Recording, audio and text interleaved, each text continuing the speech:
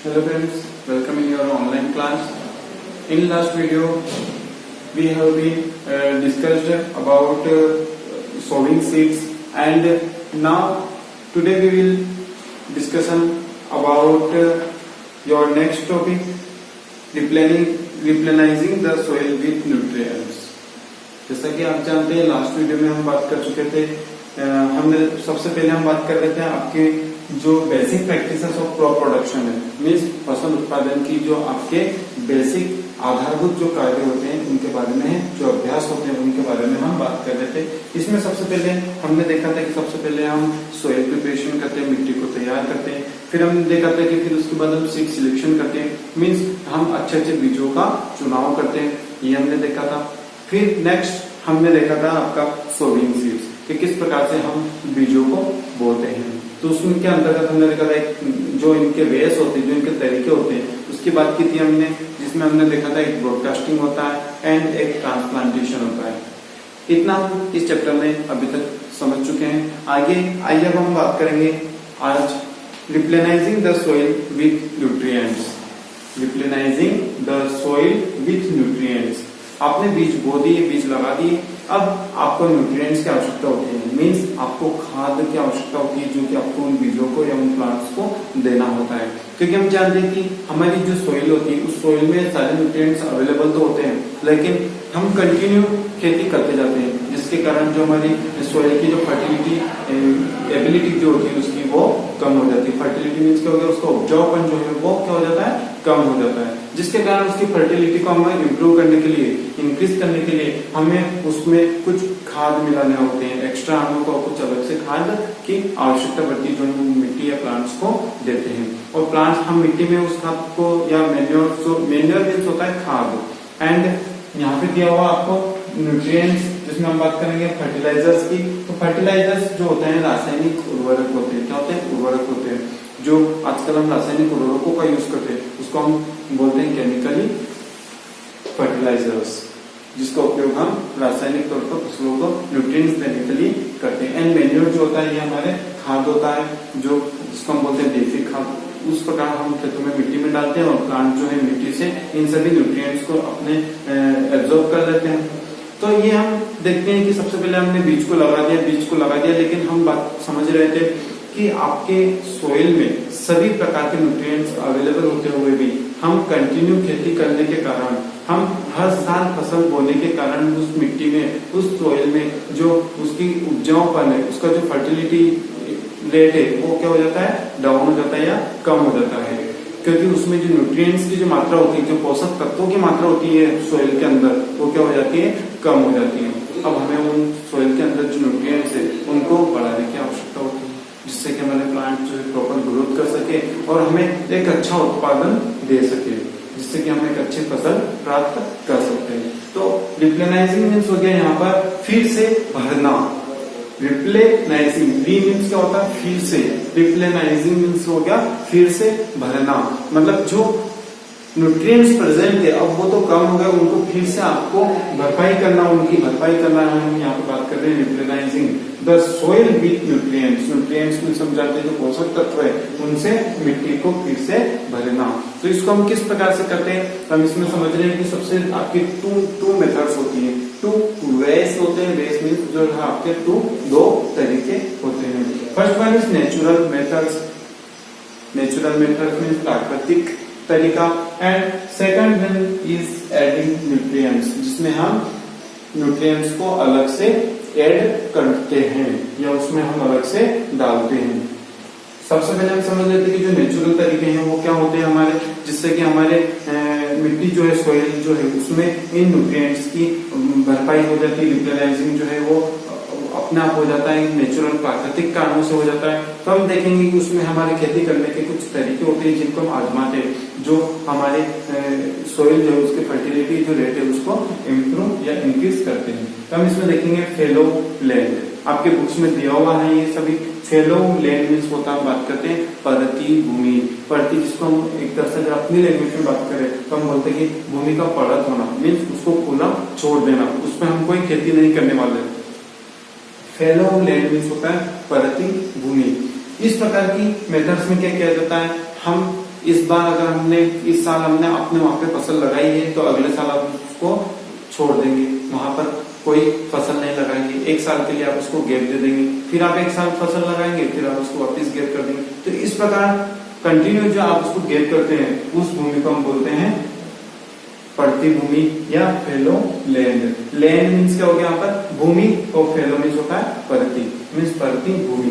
पड़ती भूमि मीन्स भूमि जब आप उसको गैप दे रहे हो, मीन्स वहां पर एक साल के लिए आप वहां पर कोई भी खेती नहीं करने वाले हो, उसको हम बोलते हैं फेलो लैंड। वहां पे क्या होता है जब हम वहां पर एक साल हमने खेती की तो जो आपने वहां पे प्लांट्स लगाए थे या जो आपने क्रॉप फसल का उत्पादन किया, वो फसल क्या करते हैं जो सॉइल में न्यूट्रिएंट्स अवेलेबल होते हैं उनको एब्जॉर्ब कर लेते हैं। अब जब वो फसल एब्जॉर्ब कर लेंगे न्यूट्रिएंट्स को जो मिट्टी में प्रेजेंट है तो वहां पर उसकी कमी हो जाती है न्यूट्रिएंट्स की।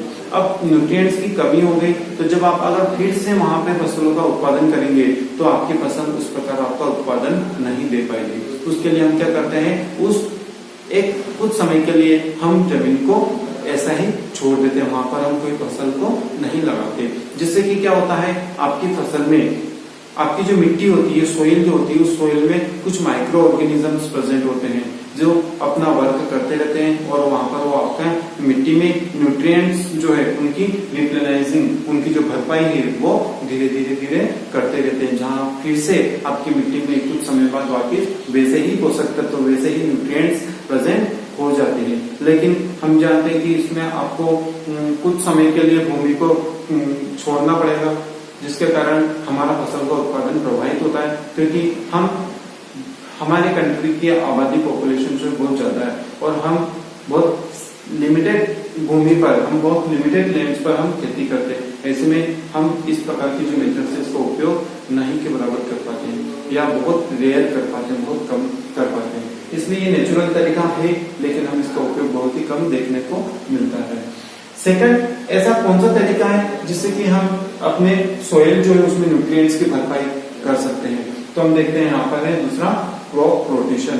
क्रॉप रोटेशन मीन्स फसल का चक्रण, फसल का चक्रण। आपकी बुक्स में पेज नंबर 15 पर दिए हुए हैं क्रॉप रोटेशन मीन्स एक तरह से फसल का चक्रण या चक्रीकरण, जिसमें क्या करते हैं हम फसल को चक्र के रूप में, एक साइकिल होती है जिसमें हम फसल को बोते हैं। जैसे कि हम बात करें कि हम नॉर्मली इस प्रकार की खेती करते ही हैं, आप देखते हैं जैसे कि अभी रेनी सीजन चल रहा है, इसमें आपने लैंड में क्या लगाया, अभी वहां पर मान लो कि आपने सोयाबीन की फसल लगाई है, फिर आगे अगली बार जब आप रबी सीजन में आप फसल लगाओगे तो आपने धनिया लगा दिया, फिर हम देखेंगे फिर आप कुछ समय के बाद जब आप उसमें वापिस बोते हैं तो वापिस आप फसल का जो है चक्रण, मतलब एक प्रकार की फसल आप उस एक प्रकार की भूमि में नहीं लगा रहे हो, आप वहां पे फसल को बदल बदल कर लगाना ही हमारा क्या कहलाता है क्रॉप रोटेशन। मीन्स फसल का चक्रण कर देना, उसको घुमा देना, मीन्स एक तरह से क्या हो गया फसल का चक्रीकरण हो रहा है, क्रॉप रोटेशन हो रहा है, मीन्स फसल को आप बदल बदल कर लगा रहे हो। इस प्रकार से जो होता है वहां पर, जैसे कि हम बात करें अगर आपने कुछ समय के लिए वहां पे पल्सेस लगाई है तो पल्सेस जो होती है क्या करती है, नाइट्रोजन को अच्छे से एब्जॉर्ब कर लेती है, क्योंकि उनके रूट नोडल्स में राइजोबियम बैक्टीरिया प्रेजेंट होता है और वो आपके नाइट्रोजन की आपूर्ति को कंप्लीट करता है, मतलब उसकी पूर्ति कर लेता है। तो इस प्रकार आपके सोइल में जो न्यूट्रिएंट्स की आवश्यकता होती है, क्रॉप रोटेशन करने से आपकी फसलों को जो न्यूट्रिएंट्स चाहिए होते हैं वो मिल जाते हैं। पूरी तरह से तो नहीं मिल पाते लेकिन हाँ कुछ भरपाई जरूर हो जाती है। अब नेक्स्ट वे जो है, नेक्स्ट तरीका जो है जिसमें हम समझ रहे हैं कि सोइल में किस प्रकार न्यूट्रिएंट्स की भरपाई कर सकते हैं। हमने अभी तक दो तरीके देखे। फर्स्ट देखा हमने फैलो लैंड, जिसमें हमने जमीन को हम या भूमि को हम कुछ समय के लिए ऐसे ही छोड़ देते हैं जहां पर हम कोई खेती नहीं करते हैं, एक तरीका वो होता है। दूसरा तरीका हमने देखा कि हम फसल को बदल बदल कर लगाते हैं, कभी कुछ और उगाया आपने, इसके बाद आप कुछ और दूसरी फसल लेंगे, इसके बाद आप कुछ और प्रकार की फसल लेंगे। इस प्रकार से हम जो है क्रॉप रोटेशन करते हैं। साथ में एक तरीका और होता है जो क्रॉप रोटेशन जो है आपका उसी का एक और आगे पार्ट होता है, जिस प्रकार हम समझते हैं उसको हम बोलते हैं मिक्स्ड क्रॉपिंग। जो क्या होता है मिक्स्ड क्रॉपिंग, यहाँ पर आपको फसलों को अल्टरनेट तरीके से लगाना होता है। जैसे कि हमारे जो खेत है उसमें हम जो मेड़ बनाते हैं, जो हम बोलते हैं मेड़ बनाते हैं, उसमें आपने एक मेड़ पे क्या हुआ, आपने किसी और प्रकार की फसल लगी, उसके पास में आपने किसी और प्रकार की फसल लगी, फिर आपने किसी और प्रकार की फसल लगी, फिर किसी और प्रकार, इस प्रकार जो है आप उसको दो फसलों को एक अल्टरनेट तरीके से लगाते हो। एक फसल को, जैसे कि आपका खेत है, जैसे कि आपका खेत है, आपको लगाना है, आपको सोयाबीन आप लगा रहे हैं, साथ में आप पल्सेस भी बो रहे हैं, मीन्स आप दो प्रकार की फसल लगा रहे हैं। पहला हो गया आपका first one soybean and second is pulses. तो आप देख रहे हैं कि ये जो पहली आपकी मेड़ है इसमें आपने सोयाबीन लगाया, फिर आपने जो है पल्सेस लगाई, फिर आप यहाँ पर वापिस से सोयाबीन लगाएंगे, फिर आप यहाँ पर पल्सेस लगाएंगे। तो इस प्रकार से अल्टरनेट तरीके से यहाँ पे तो आपका सोयाबीन हो गया और यहाँ पर आपका क्या हो गए, पल्सेस हो गई। इस प्रकार से हम अल्टरनेट तरीके से फसल को लगाते हैं, उसको हम बोलते हैं मिक्स्ड क्रॉपिंग। यहाँ पे क्या सारी फसलें क्या हो जाती है, मिक्स हो जाती है। एक क्यारी में जो है आपने क्या लगा दिया, पल्सेस, दूसरी में आपने सोयाबीन लगा दिया, फिर पल्सेस, फिर सोयाबीन, फिर पल्सेस, फिर सोयाबीन, फिर पल्सेस, फिर सोयाबीन। इस प्रकार से आप खेती करते हैं, इसको हम बोलते हैं मिक्स्ड क्रॉपिंग, क्योंकि आप वहाँ पे दो प्रकार की फसलों को या उससे अधिक फसलों का आप जो है क्रॉप कर रहे हो, वहां पर लगा रहे हो, उन फसलों का बो रहे हो। तो इस प्रकार ये तीन मेथड्स होती हैं जिनके माध्यम से हम अपनी मिट्टी में जो सोइल है उसमें न्यूट्रिएंट्स की पूर्ति करते हैं, उनको वापस से उनकी रिप्लेनिशिंग, उनकी भरपाई करते हैं। ये तो हमारे थे नेचुरल मेथड। अब हम देखते हैं जो न्यूट्रिएंट्स है उनको किस प्रकार हम ऐड करते हैं। तो हम सेकंड जो प्रोसेस होती है आपकी एडिंग न्यूट्रिएंट्स, मींस यहाँ पर हम न्यूट्रिएंट्स जो होते हैं उनको ऐड करते हैं, हम उनको ऐड करते हैं। जिस प्रकार हम मैन्योर एंड फर्टिलाइजर्स, जो दो आपके रासायनिक, या एक तो हो गया आपका फर्टिलाइजर्स में रासायनिक उर्वरक होता है, एक आपके खाद होते हैं मैन्योर्स और फर्टिलाइजर्स में कुछ डिफरेंस होते हैं, इनके डिफरेंस भी हम समझेंगे। फिलहाल हम बात करते हैं कि एडिंग न्यूट्रिएंट्स मींस अलग से आप उनको न्यूट्रिएंट्स दे रहे हैं। जिन पोषक तत्वों की मिट्टी में कमी हो गई है, आप खाद के माध्यम से, आप अलग से उनको प्रसारण के माध्यम से, ब्रॉडकास्टिंग के माध्यम से आप क्या कर रहे हैं, मिट्टी में इन न्यूट्रिएंट्स की भरपाई, रिप्लेनिशिंग कर रहे हो। जिसमें कि हम देखते हैं कि आप मैन्योर्स मींस जो हमारे खाद होते हैं, जैसे कि गोबर वगैरह से जो आप खाद बनाते हैं जिसको हम देसी खाद बोलते हैं, उस प्रकार के खाद को हम बोलते हैं मैन्योर्स, जो ऑर्गेनिक होता है। क्या होता है, ऑर्गेनिक होता है, कार्बनिक होता है, जिसमें पानी को सोखने की क्षमता अच्छी होती है। अगर हम मिट्टी में इस प्रकार के खाद को डालते हैं तो आपकी जो मिट्टी है, सोइल जो है हमारे खेत की, उस सोइल में पानी को भरण करने की, पानी को सोखने की क्षमता ज्यादा होती है और इसका मिट्टी पर किसी भी प्रकार का कोई इफेक्ट नहीं होता है। ये हमारी मिट्टी के उपजाऊपन को बढ़ाता है, कम नहीं करता है और इसका कोई भी नुकसान किसी भी प्रकार का सोइल को नहीं होता है। ये हम बात कर रहे हैं मैन्योर्स की, जो देसी खाद जो होता है हमारा खाद, जिसको हम बोलते हैं मैन्योर्स। अब हम बात करें फर्टिलाइजर्स, इसको हम केमिकल फर्टिलाइजर्स भी बोल सकते हैं। फर्टिलाइजर्स मीन्स क्या होता है, उर्वरक। क्या होता है, उर्वरक। हम जानते हैं कि हम खेतों में फसल लगाने के बाद हम बहुत सारे उर्वरकों को डालते हैं, या तो हम फसल बोने के समय डालते हैं, या फिर फसल जब आपकी समय समय पर जब बड़ी हो जाती है, समय समय पर जब आपको उर्वरकों की आवश्यकता होती है, आपको लगता है कि यहाँ पर अभी कुछ न्यूट्रिएंट्स की कमी हो रही है, फसल प्रॉपर ग्रोथ नहीं कर पा रही, तब भी हम खाद डालते हैं उनमें। तो आप समय के अनुसार जो है कोई मात्रा के अनुसार आप उसमें खाद डालते हैं, और हम अलग से जो रासायनिक उर्वरकों को डालते हैं उसको हम बोलते हैं फर्टिलाइजर्स, जिसमें आप एनपीके का भी उपयोग करते हैं, नाइट्रोजन, फॉस्फेट एंड पोटेशियम है, यूरिया भी डालते हैं, पोटास भी डालते हैं। इस प्रकार से आप कुछ केमिकल जो हमारे फर्टिलाइजर्स होते हैं उनको खेतों में हम अलग से उनका ब्रॉडकास्टिंग में उनका प्रसारण करते हैं। इनको हम फव्वारों पानी में मिलाकर भी करते हैं और हम डायरेक्ट भी करते हैं। जब फसल हम लगाते हैं, बीज को बोते हैं, तब हम डायरेक्ट ब्रॉडकास्टिंग करते हैं। एंड आफ्टर दैट जब फसल ग्रोथ हो जाती है, बड़ी हो जाती है, कुछ बड़ी हो जाती है, प्लांट्स आ जाता है, तब हम क्या करते हैं, वहां पर इनको पानी में सोल्यूशन विलेन बनाकर हम पानी से उसका छिड़काव करते हैं। तो इस प्रकार हम जो केमिकल फर्टिलाइजर्स का उपयोग करते हैं, जिससे कि हमारी फसल को जो न्यूट्रिएंट्स की आवश्यकता होती है वो न्यूट्रिएंट्स उसको मिल जाते हैं, उनकी पूर्ति हो जाती है। तो इस प्रकार हम सोइल के अंदर जो न्यूट्रिएंट्स हैं उनकी भरपाई करते हैं। लेकिन यहाँ पर जो फर्टिलाइजर्स का यूज हम कर रहे हैं, जो रासायनिक उर्वरकों का हम उपयोग कर रहे हैं, उनका मिट्टी को नुकसान भी होता है। मिट्टी की जो उपजाऊ क्षमता है धीरे धीरे उसको वो कम करता जाता है, साथ में इसके पानी को सोखने की क्षमता भी कम होती है। इसमें डिफरेंस आपके नेक्स्ट पॉइंट में दिए हुए हैं, मैन्योर्स एंड फर्टिलाइजर्स में जो डिफरेंस आपके बुक्स में दिए हुए हैं, आपको पढ़ना है और हम उनको समझेंगे भी। फिलहाल हमने इस वीडियो में देखा है replenishing the soil with nutrients, means मिट्टी में न्यूट्रिएंट्स की भरपाई करना, जिसको हमने दो मेथड्स में समझा, नेचुरल मेथड्स होती हैं, सेकंड होती है आपकी एडिंग न्यूट्रिएंट्स। नेचुरल मेथड्स में आपने फेलो लैंड देखा, जहां फसल को कुछ समय के लिए खेतों को आप कुछ समय के लिए खाली छोड़ देते हैं। क्रॉप रोटेशन देखा, जहां हम फसल को बदल बदल कर लगाते हैं। मिक्स्ड क्रॉपिंग देखी, जहां आप 2 तरह की फसलों को एक साथ लगाते हैं लेकिन अल्टरनेटिव प्रकार से लगाते हैं।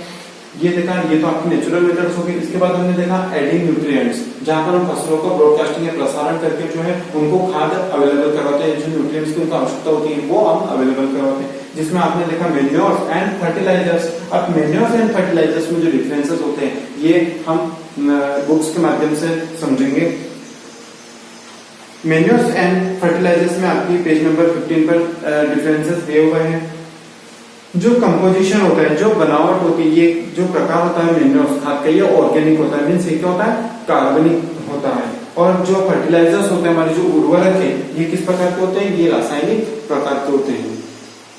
ये जो आपके मेन्योर्स जो है ये हम बनने में इनको समय लगता है, लेकिन ये इनको हम आसानी से बना सकते हैं और ये कंपनी फैक्ट्री में बनता है। फर्टिलाइजर्स जो होता है, देखो ये समय लेता है, आपके दिया हुआ सेकंड प्रिपरेशन, इसको बनने में, मेन्योर्स को बनने में कुछ समय लगता है। लेकिन फर्टिलाइजर्स को can be easily and quickly prepared in large quantity. इस फर्टिलाइजर्स को आप बहुत आसानी से, बहुत अच्छे से, बहुत बड़े अमाउंट में आप इनको उत्पादन या उनको निर्माण कर सकते हैं। प्लेस ऑफ प्रिपरेशन, इनका निर्माण कहाँ होता है, खेतों में होता है। मेन्योर्स का निर्माण कहाँ होता है, खेतों में ही होता है। लेकिन इन फर्टिलाइजर्स का निर्माण कहाँ होता है, फैक्ट्री में होता है, कंपनी और फैक्ट्रियों में होता है। Effect on water holding capacity of soil, जो मिट्टी की जो वाटर को भरण करने की जो क्षमता होती है, वो क्षमता जो है मेन्योर्स की ज्यादा होती है, फर्टिलाइजर्स की बहुत कम होती है। ये क्या होते हैं, वाटर में घुल मिल जाते हैं। फर्टिलाइजर जो होते हैं पानी में घुल जाते हैं और ये पानी की जो क्षमता है, मिट्टी की जो पानी को धारण करने की जो क्षमता होती है, उनकी जो कैपेसिटी होती है, वो उसको बढ़ाते हैं। कौन, मेन्योर्स बढ़ाते हैं। Plant nutrients less rich in plant nutrients, ये क्या होते हैं, इनमें प्लांट्स के जो न्यूट्रिएंट्स होते हैं, जो पोषक तत्व होते हैं, उनकी कुछ कमी होती है। लेकिन जो रासायनिक उर्वरक है, ये क्या होते हैं, इनमें न्यूट्रिएंट्स भरपूर होते हैं, पोषक तत्व जो होते हैं वो भरपूर होते हैं। साथ में जैसे कि हमने बात देखा, यहाँ पे नाइट्रोजन हो गया, आपका फॉस्फोरस हो गया, पोटेशियम हो गया, इनकी मात्रा काफी अच्छे से फर्टिलाइजर्स में प्रेजेंट होती है। सोइल पोल्यूशन, मेन्योर्स से किसी भी प्रकार का कोई सोइल या मिट्टी का जो प्रदूषण है वो नहीं होता है, लेकिन जो रासायनिक जो फर्टिलाइजर्स होते हैं ये मिट्टी को प्रदूषित करते हैं। फिर हम देखें स्टोरेज, डिफिकल्ट टू स्टोर, जो हमारा मेन्योर्स होता है इसको स्टोर करने में कठिनाई होती है, लेकिन जो फर्टिलाइजर्स है इनका स्टोर करने में बहुत आसानी होती है। इनको हम बैग में स्टोर कर सकते हैं, थैले वगैरह में आप इनको फर्टिलाइजर्स को स्टोर कर सकते हो। इस प्रकार कुछ डिफरेंसेस आपकी बुक्स में दिए हुए हैं, इनको हम अच्छे से समझेंगे जब आपके लाइन टू लाइन हम चैप्टर को रीड करेंगे। फिलहाल आपको डिफरेंसेस को नोट करना है, इनमें से कुछ इंपोर्टेंट क्वेश्चंस बनाने, डिफिकल्ट वर्ड मीनिंग जो आपको लगते हैं उनको नोट करना है, उनके मीनिंग निकालना है और इन होमवर्क जो आपको टाइम टू टाइम करना है। आज के वीडियो में इतना ही, थैंक यू।